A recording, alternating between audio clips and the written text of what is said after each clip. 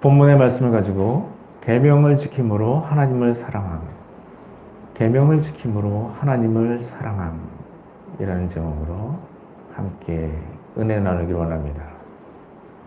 이탈리아에서 있었던 일입니다. 어떤 전도자가 길을 가다가 산속에서 강도를 만났습니다.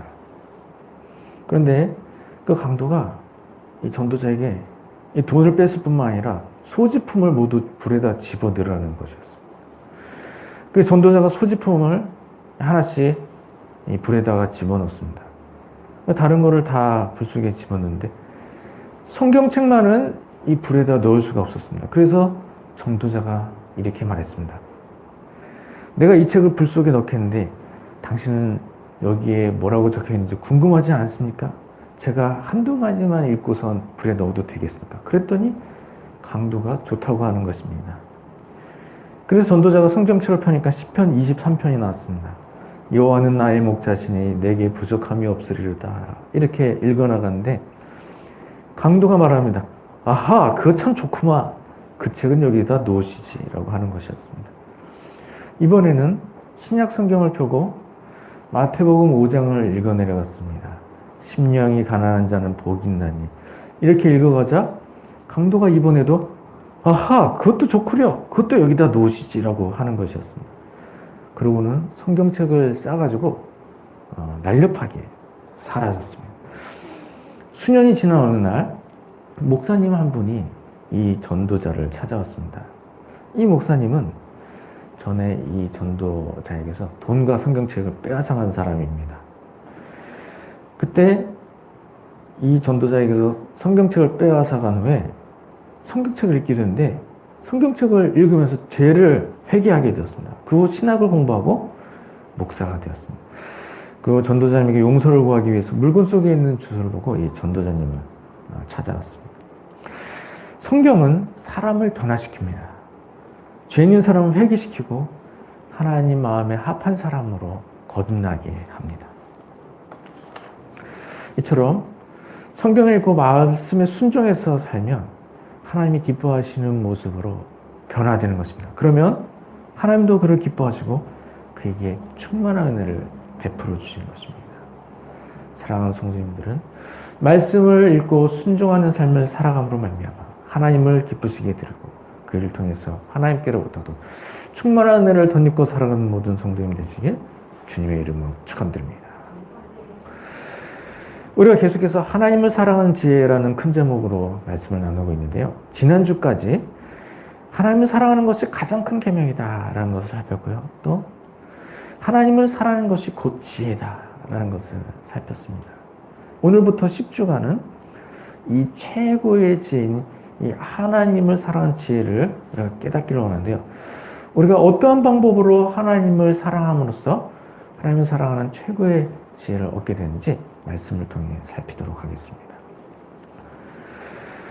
하나님을 사랑하는 방법으로 첫 번째 살필 수 있는 것은 오늘 말씀의 제목과 같이 계명을 지킴으로 하나님을 사랑하는 것입니다.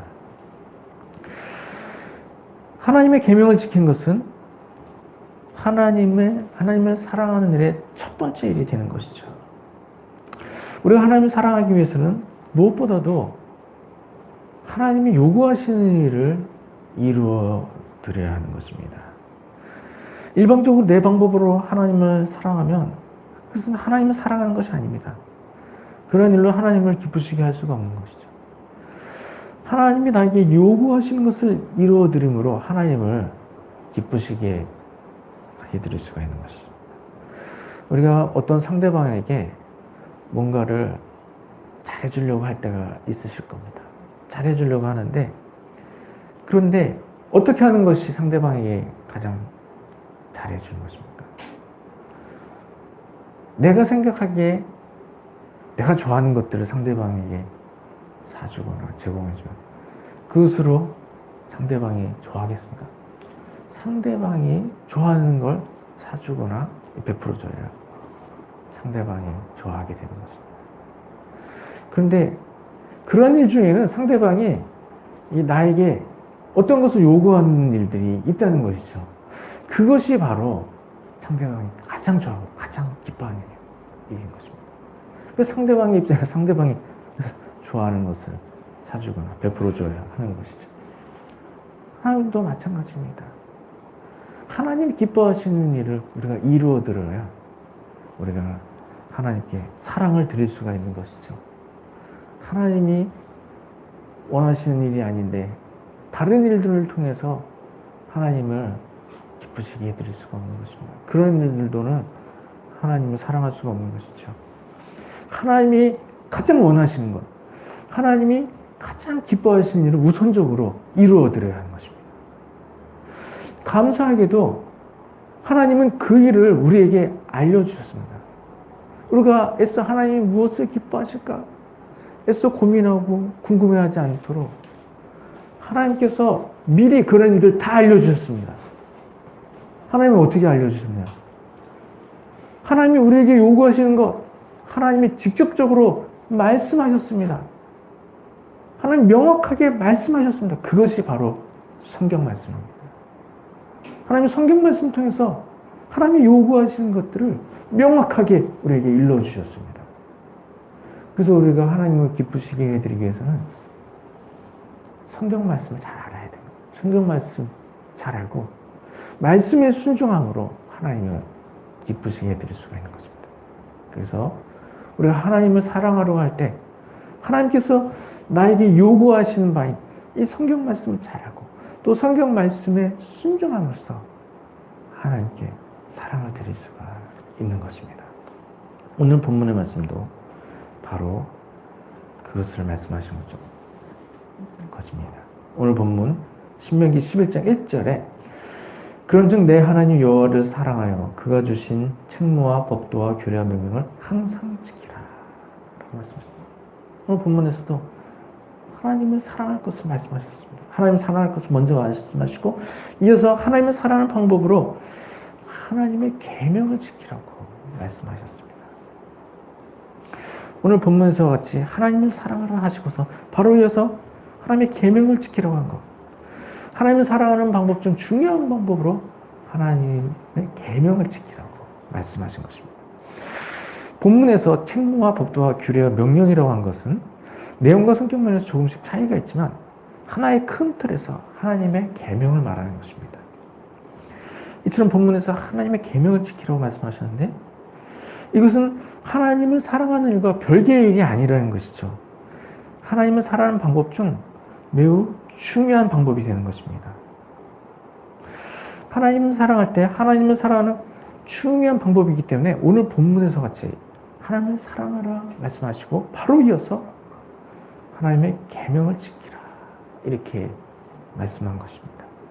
하나님을 사랑하는 말 바로 다음에 이 병행해서 나올 수 있는 이 말씀 하나님의 계명을 지키라 라고 하신 말씀 이 말씀은 하나님을 사랑하는 방법 중 중요한 말씀이기 때문에 하나님을 사랑하라는 말씀과 병행해서 나올 수가 있는 것입니다.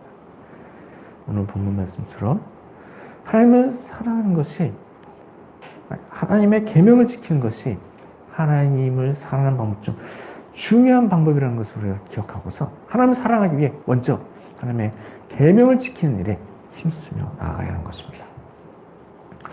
계명을 지키기 위해서는 말씀 읽고 순종하는 삶을 살아야 합니다.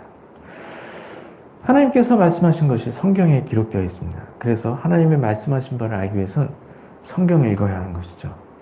그리고 성경을 읽기만 해서는 안 되고 성경에 기록된 대로 순종해야 하는 것입니다.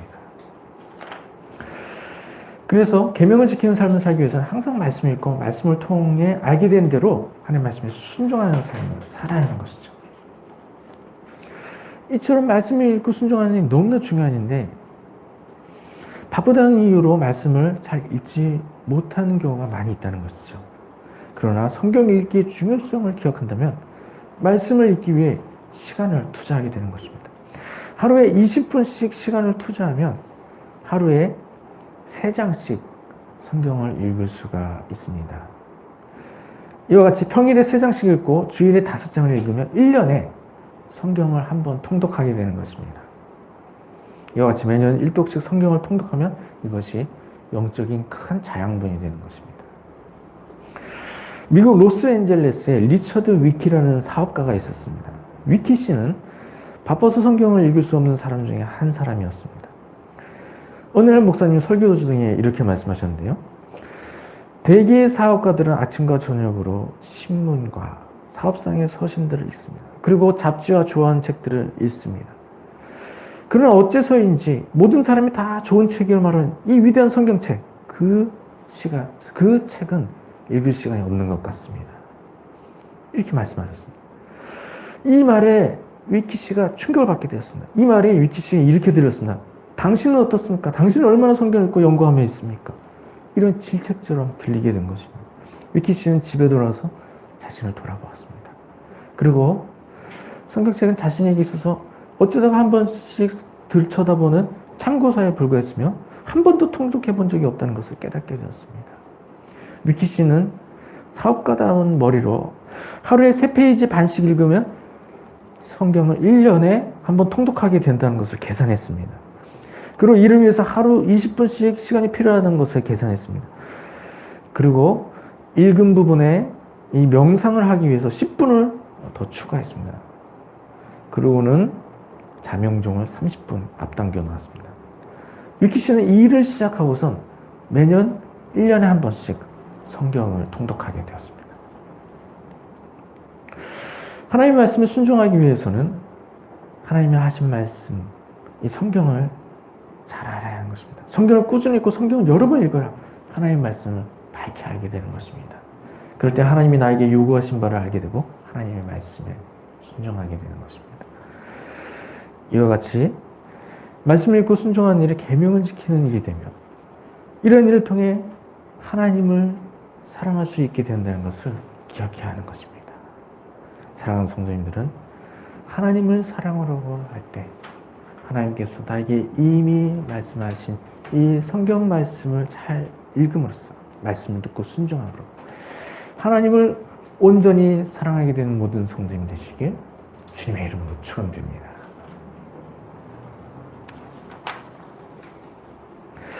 하나님을 사랑하려고 할 때 또한 거룩과 성결의 영성을 가질 필요가 있습니다. 하나님이 기대하시는 것은 하나님의 백성의 계명을 지킴으로 하나님의 거룩한 백성이 되는 것입니다.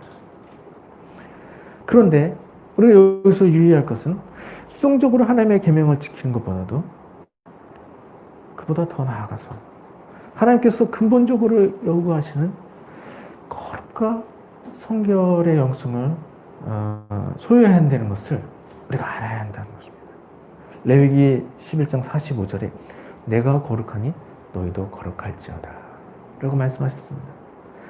하나님이 기대하시는 일은 하나님의 백성의 거룩함입니다. 거룩하신 하나님께서 하나님의 백성도 또한 거룩하기를 기대하십니다. 하나님께서 십계명을 포함해서 613가지의 율법을 주신 것, 그것은 하나님의 백성이 하나님의 백성으로서 거룩한 백성이 되게 하시기 위해서 율법을 주신 것입니다.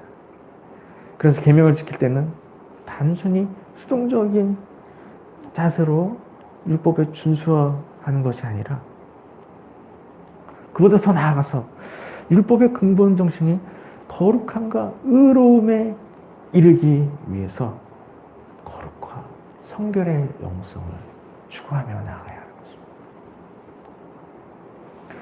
거룩과 성결의 영성을 위해서는 무엇보다도 그리스도의 보혈을 의지해서 나의 죄를 씻는 일이 필요합니다. 내가 온전히 의로울 수 있는 것, 그리스도의 보혈로 내 죄를 씻는 것뿐입니다.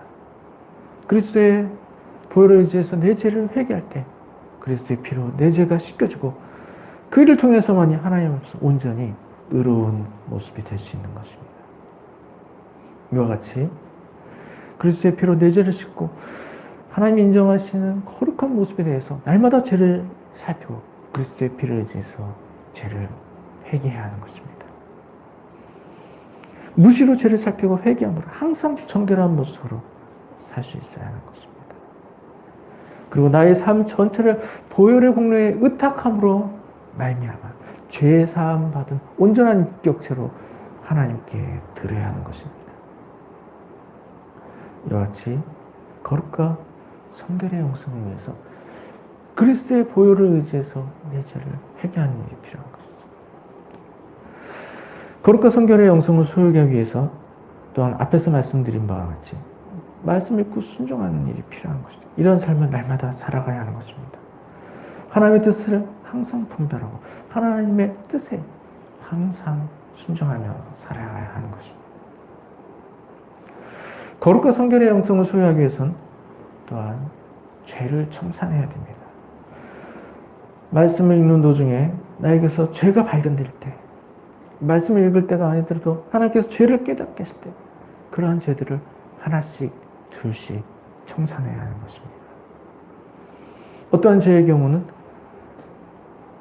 나의 힘으로 그 죄를 끊기 어려운 일들이 있습니다. 그럴 때는 어떻게 합니까? 성령의 능력을 의지해서 죄를 끊어버려야 하는 것입니다. 성령의 능력으로 끊지 못할 죄가 없는 것입니다. 그래서 나에게서 죄가 발견됩니다. 성령의 능력을 의지하여서 죄를 모두 끊어버려야 하는 것입니다. 거룩과 성결의 영성을 위해서 마지막으로 항상 성령 충만해야 됩니다. 지금 거룩한 삶을 살고 있고 또 나에게서 발견된 죄를 모두 끊었다 하더라도 그 일에 안주해서는 안 되는 것입니다. 사탄은 항상 죄에 빠뜨리기 위해서 호시탐탐 죄에 빠뜨리기 위해서 기회를 찾고 있습니다. 그래서 항상 성령 충만함으로 무장하고 있어야 마귀의 공격으로부터 보호를 받을 수가 있는 것입니다. 항상 성령 충만함으로 무장함으로써 죄가 일절 틈타지 못하게 하는 것입니다. 이러한 삶을 통해서 거룩과 성결의 영성을 소유해야 합니다. 거룩과 성결의 영성을 소유할 때 그런 모습을 통해서 하나님께서 참으로 기뻐하시는 모습에 이르게 되는 것입니다. 마지막으로 하나님을 온전히 사랑하기 위해서는 하나님 뜻에 온전히 순종하는 일이 필요합니다. 하나님께서 계명으로 주신 말씀, 이러한 말씀 항상 잘 분별하고 항상 순종하는 삶을 살아야 하는 것이죠. 근데 하나님께서 나에게 요구하신 것은 성경에 기록된 말씀 외에도 하나님께서 나에게 특별히 요구하시는 일들이 있으신 것입니다. 진로를 선택하는 문제라든지 사역을 감당하는 문제들 성경에 나와 있지 않습니다. 그런 문제는 그때그때 하나님께 기도함으로 하나님의 뜻을 분별해야 하는 것입니다. 이처럼 하나님께서 개개인에게 특별한 때에 특별하게 요구하시는 일이 있으신데 그때 하나님의 뜻에 순종해야 하는 것입니다. 하나님의 뜻에 순종하지 않으면 하나님을 사랑하는 것이 아닙니다.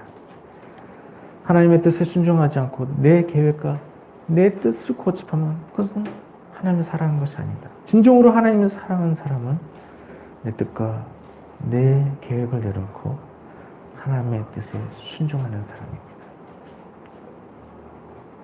제가 목회를 하기로 결심하게 된 계기가 있는데요.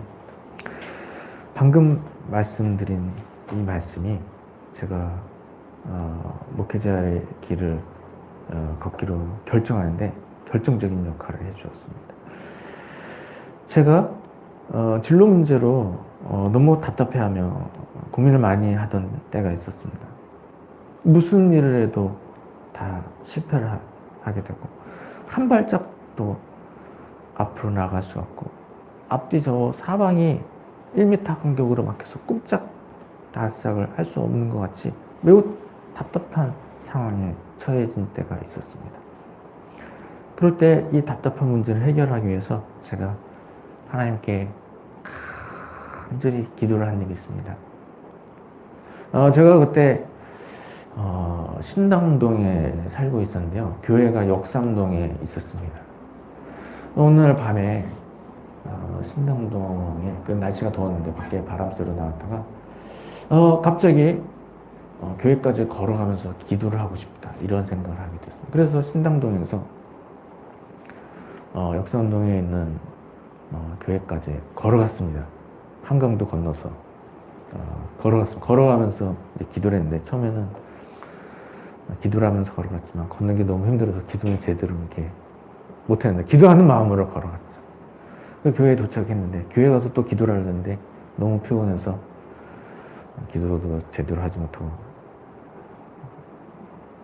잠깐이라도 누워서 자야 되겠다. 여름이어서 벤치에 누워서 잠을 잘 수가 있어. 근데 그게 하나님 뜻이 아니었나 봐요. 모기가 물어 뜯어가지고 정말 1분도 제대로 못 잔 것 같아요. 다시 일어나서 집에 가야 되겠다. 집에 가서 자자. 이러고 집으로 이제 가려고 하는데 그때 바람 쐬러 나갔기 때문에 돈이 하나도 없었어요. 너무 피곤해서 빨리 택시 타고 집에 가서 이렇게 돈 받아서 하여튼 내 돈을 가져와서 내야 되겠다. 그럴 생각으로 택시를 잡으려고 그러는데 그날따라 웬일인지 택시 기사님들이 한 분도 안 태워주는 거예요. 날 안 태워주는 거예요. 그래서 내가 돈이 없는 걸 어떻게 그래 잘 아시지. 그래서 다시 집에까지 걸어오게 되었습니다. 역삼동에서 신당동까지 이 밤중에 피곤해 죽겠는데 다시 걸어가게 되었습니다. 그래서 결론적으로 걸어왔는데요. 집에 도착하니까 날이 이제 완전히 새고 아침에 걸어오는데 이미 날이 밝더라고요. 한강에서 이렇게 이미 날이 밝더라고요. 집에 와서 너무 피곤해가지고 잠깐 자고 또 일어나서 큐티를 했습니다. 근데 그때 큐티 집에 이게 적혀있는 설명을 보게 되는데 거기에 바로 이 말씀이 있었던 것입니다. 하나님을 진정으로 사랑하는 사람은 내 계획을 고집한 사람이 아니라 하나님의 뜻에 순종한 사람이다. 이런 말씀이 있는 거예요. 그때 당시 저는 청년부 그 교회의 명칭으로 대학부죠. 대학부에 소속돼 있었고 하나님을 정말 열심히 섬기고 정말 하나님을 사랑하는 사람이라고 생각했는데 그 말씀이 저를 때리게 되었습니다. 내가 하나님을 사랑한다고 생각했지만 내가 하나님을 사랑하는 것이 아니었구나. 하나님을 사랑한다고 하면서 내 계획만 붙들고 있었구나. 그리고 고민하게 됐습니다. 그러나 거기서 뒤로 물러설 수가 없는 것이었습니다. 거기서 뒤로 물러서면 바로 실패자가 되는 기분이 들었습니다. 그래서 도저히 물러설 수는 없고 앞으로 나아가게 됐습니다. 그래, 하나님 뜻에 순종하자. 그때 당시 저는 여러 분들을 통해서도 이제 목사가 되는 것이 좋겠다 그런 말씀을 들었고 저 스스로도 그런 하나님의 부르심을 느끼고 있었습니다. 그러나 그것을 애써 외면하면서 살았죠. 제 욕심이 가득 차서 원대한 꿈을 꿈고서 내 계획대로 내 목표를 향해서 나아가려고 했었죠. 그러나 그런 계획을 모두 내려놓게 되었습니다. 그리고 하나님의 뜻에 순종하게 되었습니다. 그리고 그날 목사가 되기로 결심하고 또 그 이후에 신학대에 들어가게 되었습니다. 하나님을 온전히 사랑하기 위해서는 나의 뜻을 내려놓고 하나님의 뜻에 순종해야 하는 것입니다. 사랑하는 성도님들은 하나님을 사랑함으로 가장 복된 삶을 살아가시기 바랍니다. 무엇보다 하나님을 온전히 사랑하기 위해서 하나님께서 나에게 말씀하신 계명을 먼저 지키시기 바랍니다. 더 나아가 거룩과 성결의 영성을 소유함으로 말미암아 수동적인 준수를 넘어서 온전한 의로움에 이르게 되시기 바랍니다.